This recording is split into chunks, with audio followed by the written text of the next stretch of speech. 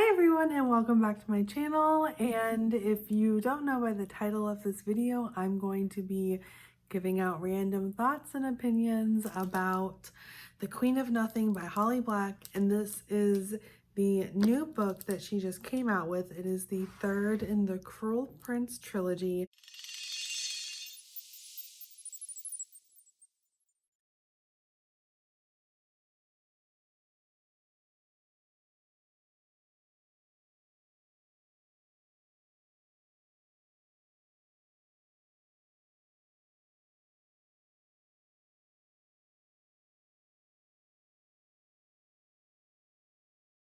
And this came out, I believe, November 15th, around that time. And I was able to get my hands on it from the library. I am a big library person. I always love going to the library and getting stuff from there, or we have the app, it's called Cloud Library, but it uses the Overdrive stuff that libraries are using, and I'm able to get ebooks and audiobooks through there. And I mention that because part of my issue with this book was that I feel like it went too fast. I was really into the book and I read it in one day, basically one sitting. Like, I sat down that morning at like 9 or 10 o'clock and I did not move until 6 or 7 o'clock that night and finished the entire book. And I kind of am disappointed in myself for that, but I guess that means that it's a really good book. It gets you caught into it. You don't want to put it down.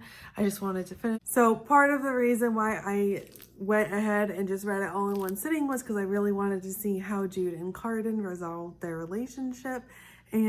But part of my issue with this was that I did read the hard copy. So I had the book, I got it from the library, and I was one of the first people to get my hands on it. And the other two books I did on audiobook. So it was a lot different from listening to the first two books on audiobook versus being able to just get the book and read it. And so I think that was where part of my issue was I read the first two so slow because I would only read it in the car. I was only in the car for an hour or two at a time, and I read a lot faster than even listening to the audiobooks on double speed. So it was kind of disappointing that it was so short, although I suspect the other two books were this same length. It was about 300 pages, and let me see the actual, it was 308 pages. So it was still a good chunk of a book. I wish there was more of it. I just love their banter, and it was just great. I really needed a romance interest like this. They're definitely a hate to love relationship, and I really liked that. It was a little confusing because, like, the first two books, it was clear that there was an interest. They were definitely attracted to each other, but they definitely didn't like that idea. And so it was kind of weird going into this book, and they are like straight up miss each other. Spoiler in case you hadn't read the second book, you can like bleep this part out.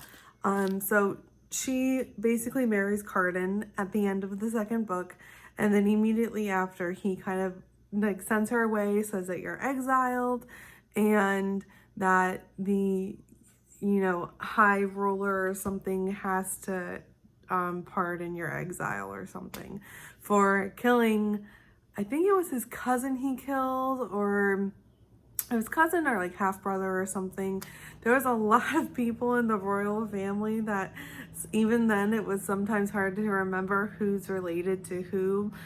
Not because it would be hard to remember, but because the books were so quick, I don't really get to establish everyone's relationship. Like, I feel like there would have been a lot more content if we would have been able to get more backstory and more dynamics for some of the side or background characters. I think that might have been good because, I mean, even with Jude's twin sister and Locke, and they ended up getting married. And you get a lot of the relationship between Jude and her sister, and then Locke and Jude, but I feel like there's a lot missing between the sister and Locke. So Taryn and Jude basically come together, and I'm not going to give the big spoiler away in this book, but they do end up like reconciling their relationship pretty early on, I might add. And then from that, Jude kind of gets back into the swing of things not too shortly into the books. That was good. I was really scared going into this book that the first half of it was going to be her getting back to Elfine. I just remember the name, but I don't even know where it is, so I hope it's pronounced right. So they were from Elfine, and they end up going back pretty early. It's actually not too long that you have to wait for her to go back before things start to progress, which I was very pleased about. I do not like waiting a very long time for that to happen. That was a bonus for me, was that it is very fast paced. A lot of the complaints I have of it was just, I wish there was more side character stories or background characters. Like, I don't really get a resolution of the Court of Shadows too much. Like, we still see them in like the personal stories are kind of getting resolved, and you kind of figure things out.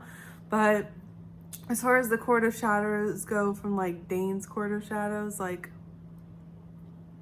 I think they pretty much just dissolve it. It's not really a thing. Like, they're still friends, and the people in them were still close. Part of them. There was one from the second book that betrayed them, and that was the ghost. And so that's a spoiler from the second book, is the ghost kind of screws them over, the Roach and the Bomb and Jude. They kind of get screwed over. And he does come back, and I'm not going to tell you what happens. You'll just have to read it. But the ghost does come back, so that portion gets resolved. I'm trying to think who else gets resolved. I mean, it's a pretty good ending. Like, so the snake thing, definitely. Because I remember watching, I don't know if I'd be able to, you can see there's a snake thing on the cover. And I remember the Fairy Loot came out with a limited edition box, and it didn't come with a cover. It was just the hardcover, and it has a snake on it, and then it has the snake sprayed edges that I was in love with. And Brittany, I think, was the one who showed the video for it, and unfortunately I don't think I'll be able to get my hands on it, but the Fairy Loot box just looks so awesome, and so I would really like to get my hands on it, but I don't think that will happen. And this with one more spoiler, so the Oaks kind of situation does get resolved. It is very interesting. It's about, so Oak does get resolved, but when it comes to Cardan, the main thing going into it was that there was a prophecy about Cardan when he was born, and you find out very early on what the prophecy was. And the guy who gave the prophecy was like the royal astronomer, and he's still around. So Jude kind of goes to him halfway through the book. It starts to, the first half is basically Jude and Cardan resolving their feelings, I feel like. Also with Jude and Madoc, that kind of comes into light. So the first half of it is definitely about Jude and Cardan, Jude and Madoc, and the very first part of it is Jude and Taryn kind of thing. And then the second half of the book, or like the last third of it, is kind of about Jude and Cardan and basically the fate of Elfham at that point. So that's kind of the breakdown of the book. I don't want to give too many spoilers away, but that was kind of the make out of the book. If you're looking at it and be like, how long do I have to wait until she goes back? Does she go back? Does Cardan come get her? Who's getting her? What's happening? Because we all know she's going back. Like, come on. That, if you can't predict that she's going back at some point, why was there a book made? I don't know.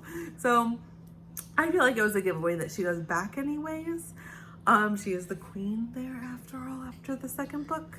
But yeah, so that was pretty much the breakdown of it. I was shocked at the progression of the relationships with the characters. I feel like there should have been a lot more bickering, but I don't know. Anyway, so that were some of my thoughts of The Queen of Nothing. I really binged it in one day, so I wish I had a lot more to say about it because it was such a good book. I wish there was more. And that's it. And I hope you have a wonderful day and Happy New Year's, and I will see you next video.